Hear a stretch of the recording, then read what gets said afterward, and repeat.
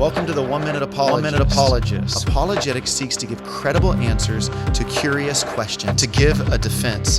Why is apologetics important? Well, first of all, we're commanded to do apologetics. The Bible says, always be prepared to give an answer to those who ask you for the hope that is within you in 1 Peter 3:15. So we're commanded to do apologetics. Not only that, it's important because the non-believing world, they've got questions that really matter. And what we want to do through apologetics is show that we love the world enough to not only hear their questions, but help answer their questions. Another reason apologetics is important is because sometimes Christians slip into doubts, and they can struggle with doubts just as the atheist can struggle with doubts, or the polytheist can struggle with doubts, or the deist, or the finite godist. We all can struggle with doubts at different times in our life, and apologetics can help us to process our doubts. Not only that, apologetics helps strengthen us as Christians by helping us to become theologically sound. It helps us to be preemptive for evangelism as well as we begin to grapple with and think through the kind of questions that will come our way. It's really enriching. But let me just turn the tables. The warnings of apologetics. Apologetics, we can become detached from our hearts because we stuff our minds. Apologists sometimes can go for a quest of certainty, and there is no such thing as certainty this side of heaven.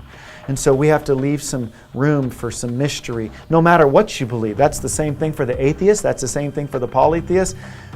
There's no one who knows all. We're not omniscient. So we have to be aware that if we just cultivate our mind and fail to cultivate our heart, we could become detached, and it'll make us mean-spirited apologists and evangelists. And so we want to make sure that we do integrative apologetics, where we keep our hearts stuffed with Jesus, and we fall passionately in love with Christ, and we live spirit-filled lives, and we remember that people matter, and we're not just trying to be data crunchers and information crunchers, and we're not trying to put God in this systematic box. But we also have to be careful when we're doing apologetics that we remember that certainty is not reasonable, as I talked about. And I think finally, when it comes to doing apologetics, another warning that we have to have is we need to be careful that we don't become isolationists, where all of a sudden all we do is sit around and study apologetics. We have to ask, for what? Well, for the Great Commission. And so apologetics aborted from evangelism is kind of futile. Yeah, it can help us with our doubts, but it's selfish. There's a world out there that needs answers to questions, and I think we should be willing to go out and offer up some of those answers to the questions they ask.